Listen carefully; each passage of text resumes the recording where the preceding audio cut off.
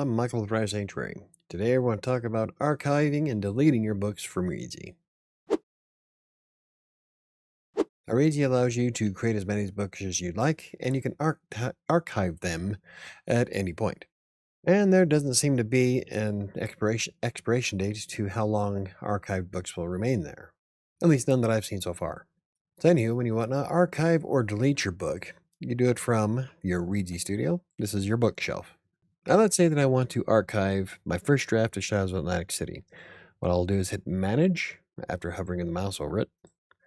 And then we're going to scroll down to the very bottom. And from here, we can either archive the book or delete it permanently.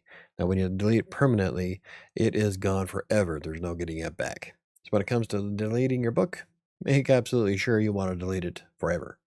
Now, the archive feature is nice because then I can keep the first draft of my books either on Reedsy, Autocrit, and on my computer desktop at all times.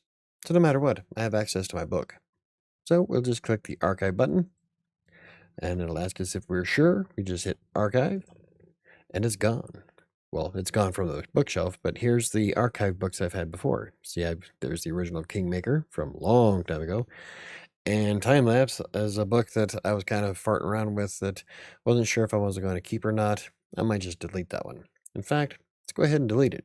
So when we want to delete a book from the archive, we just hover over it, click on the Restore button. That'll put it back onto our bookshelf.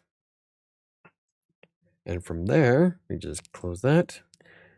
And say we want to delete this one here that's been archived. We're going to hit Manage, scroll down, delete it permanently, and we have to type in the actual name of the book in order to delete it.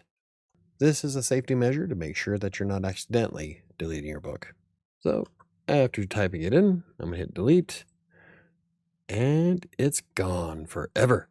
This way you can keep your bookshelf clean and tidy, and your archives as well. Just remember that you can't delete anything directly from the archive. You have to put it into your bookshelf before you can delete it.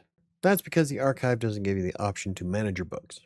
So there you have it. It's pretty quick and easy. You can archive and delete at will in Reedsy Studio.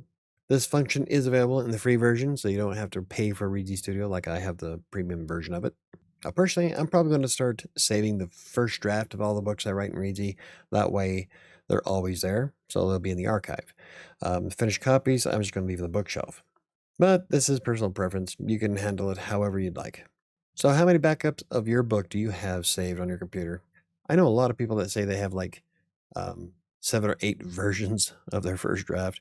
That's one of the things I like about Reedsy Studio is that it'll keep the timeline of your edits, so you can go back at any point and revert and start over.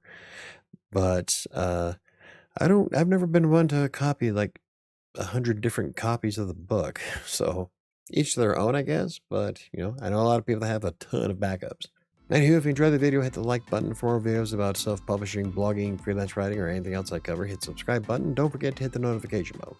I think it's going to do it for me today. This is kind of a short video today. I'll see you next time.